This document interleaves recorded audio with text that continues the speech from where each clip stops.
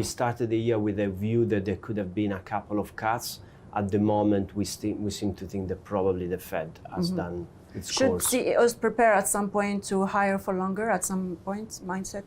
The higher for longer mindset is something that we have on the back of our minds because of a variety of trends that we are witnessing, whether it's the deficit the US is currently running, whether it's other global consideration, natural bias of treasury versus others, and so on and so forth.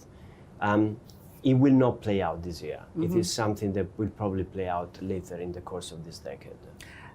Powell mission is about to end May this year. 4 or 5 names are at the forefront of who's going to be leading the Fed in the next few years. Who do you think is most suitable? I honestly don't have a view. Who's the markets?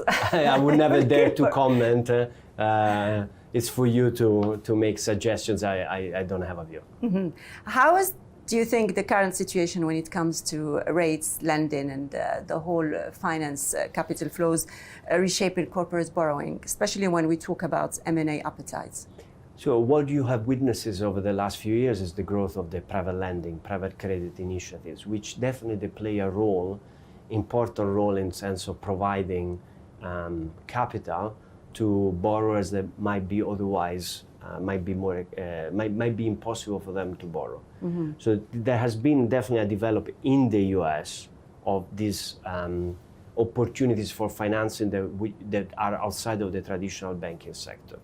This is one of the things, like for JP Morgan, we have announced last year at the end of January our $50 billion direct lending initiatives, which comes on top of the 15 billion that we have already done. And therefore, our strategy, for instance, in facing clients is to offer them an holistic approach, agnostically, in terms of we can do anything that you need as a client, from a direct loan to a syndicated loan to any other form of capital raising that could be helpful for you. There is definitely, in my opinion, there is a trend which is private and public markets are coming closer together compared to the way we used to think about it in the past, which was a little bit black and white. Filippo, you've mentioned earlier that you are expecting some deals to take place that started in let's say the second half of 2025 to actually materialize this year. What will truly unlock the next wave, the real next wave of global deal making? So I would say part of it is already unlocked with the ability to do large deals, large transactions. I think electronic cars is the best example of a large deal which we singly underwrote the debit component, and that transaction has important Saudi investors too. So the ability to do large deals, the market has accepted that is doable, and therefore I think that trend will continue.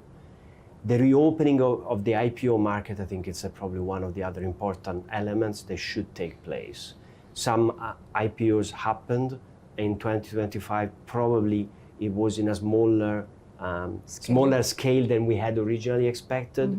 We believe that 2026 will be a year where the IPO markets could reopen for good, and we could see some large transactions come through. When you say large transaction, what are we expecting this year in terms of M&A activity? What is the number that you might see happening? If you think about last year was the second largest wallet ever in investment banking in history.